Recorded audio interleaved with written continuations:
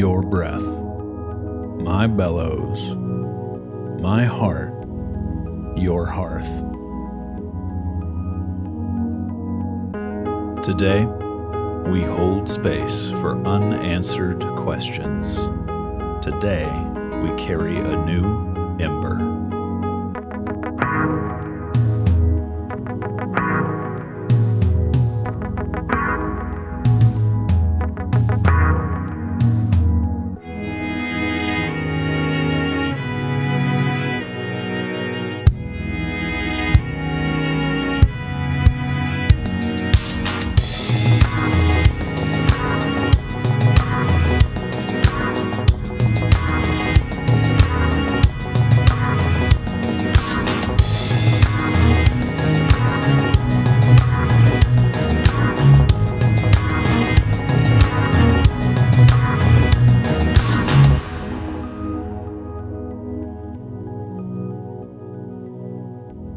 Well, welcome to Embers, a Whisper and Flame podcast.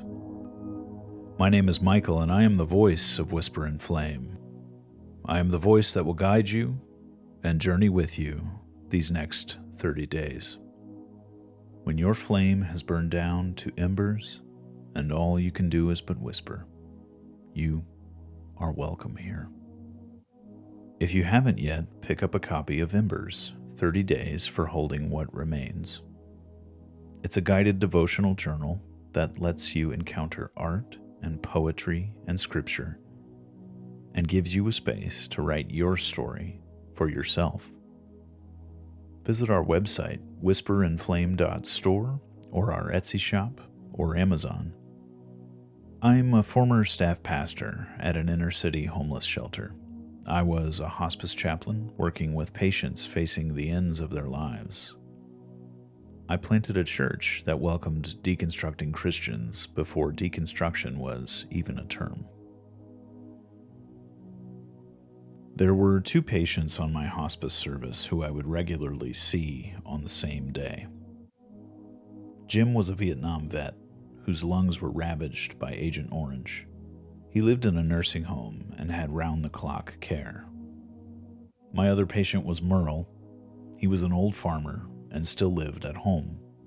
He had dementia, and over the course of the year I knew him, I watched him lose himself and who he used to be. They were both great guys, people I really enjoyed talking to. While Merle was still relatively lucid, he liked to cut up, to laugh, to joke around. I would get regularly attacked by his dog, Tank, sniffing in my pockets for the treats I brought to bribe his love. It was for sale, and I wanted it. Tank wanted the treats, that, and to absolutely slime my hands with slobber. Good old Tank. Jim had amazing, heartbreaking stories to tell. He also loved sci-fi novels, and we connected on that front. I even gave him a copy of Red Rising to try out. It's YA sci-fi at its finest, though Jim had long ago stopped being a young adult. Ever since knowing them, these 2 men have been unanswered questions in my mind. The thing Jim and Merle had in common, other than me, was that they wanted nothing to do with faith, with God. Jim struggled deeply with guilt over what he had done in the Vietnam War. He didn't believe it was right that he be forgiven. He didn't think he deserved it. This was complicated by the tragic loss of his daughter, which he had always blamed on himself. After the war, one day, Jim was with his daughter. She was young, maybe 5 or 6, and she wanted to go play outside. He said yes, and off she went. He wasn't watching her. She ran out into the street, and she was hit, and she was killed. It broke what was left of Jim, ruined his marriage. He was a changed man after that. He could never accept the idea that God could forgive him, and he didn't want to be saved. At the same time, Merle wasn't against forgiveness. He simply didn't care. He was an old farmer who worked the ground and ran a house and had no real need for that holy rollin' stuff. He had heard church messages thousands of times, but that old-time religion never captured him. His life was good just as it was, and if it ain't broke, Merle wasn't gonna fix it. And that's who they remained, right to the end. One day, Merle's daughter asked me to talk to him about Jesus, to gauge his understanding of God, of heaven, of salvation. But I knew because of Merle's dementia, there was no way he was going to be able to follow what I was saying. At this point, his mind couldn't connect most thoughts to other thoughts. Sometimes he could follow the conversation, but as the disease progressed, he would lose the thread more easily. And he just wasn't interested. His mind now was simply not allowing in anything he wasn't interested in. Food, water, shelter, his dog Tank the slobber machine, and his family. Those things were what he was interested in. And sure enough, he couldn't follow my conversation with him. He just kept agreeing with me or chuckling and saying, "I don't know." Maybe I wasn't the right guy, or maybe he just couldn't follow along. And would he even have wanted to if the dementia had not set in? Merle's and Jim's stories brought up a question for me that I don't have the answer for. My guess is that it will, for as long as I live, remain an unanswered question. And here it is. Is it really their fault? Is their denial of faith and forgiveness really their fault?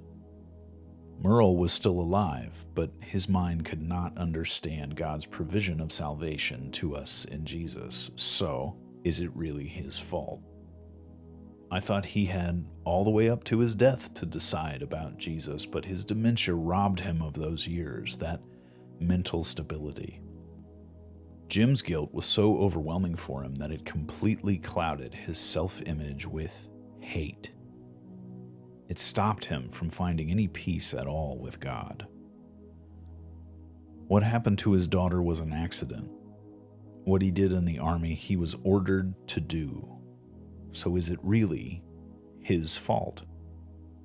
And this spawned other unanswered questions. Did they ever really hear about Jesus? Was the good news ever really given to them? And if it was, were they able to fathom it? Or did they come from a time and a place, a society and family experience that, like Merle's dementia, placed a limit on how their hearts knew to hope in God? And it did so outside of their knowledge and consent and understanding. Yeah, I've got questions upon questions for God, piles of them.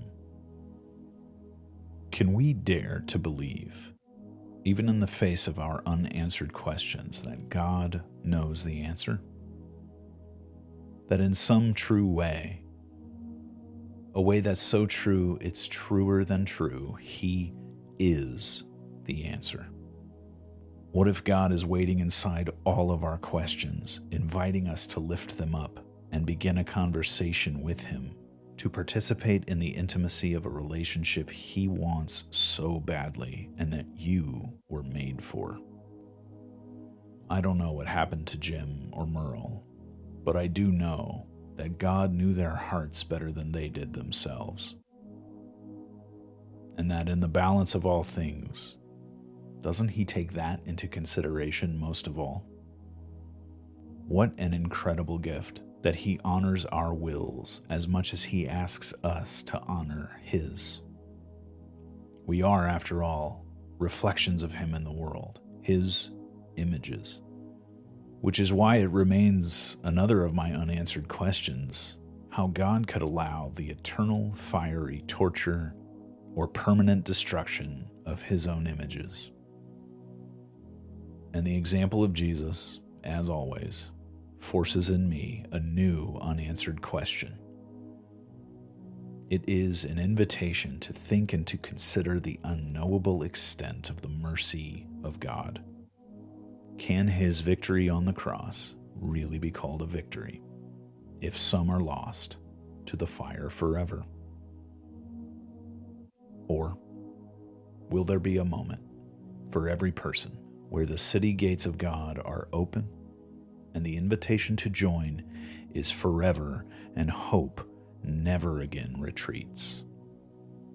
Even if some choose to remain outside of that city, will the gates ever be shut? The answer to that question, at least according to nearly the end of Revelation, is no. The gates will never be shut. But I don't know what that means. I know what I hope it means. I wish I had answers, but silence reigns and questions go unanswered. I'm comforted by the idea that the higher and holier work is to let those questions act as invitations to greater intimacy with the one who won the victory. To let them act as invitations to hope. What happened with Jim? What happened with Merle? Where are they now? I'll be asking God that question in conversation for the rest of my life. I don't know. But I hope. What parts of your story still feel unresolved, longing for clarity and only receiving silence? What wounds or losses created unanswered questions of value and worth for you? Could it be that God is waiting, even in those questions, for you? Breathe with me our breath prayer. Inhale. I don't understand. And exhale. But I choose to stay. And again. Inhale. I don't understand. And exhale. But I choose to stay.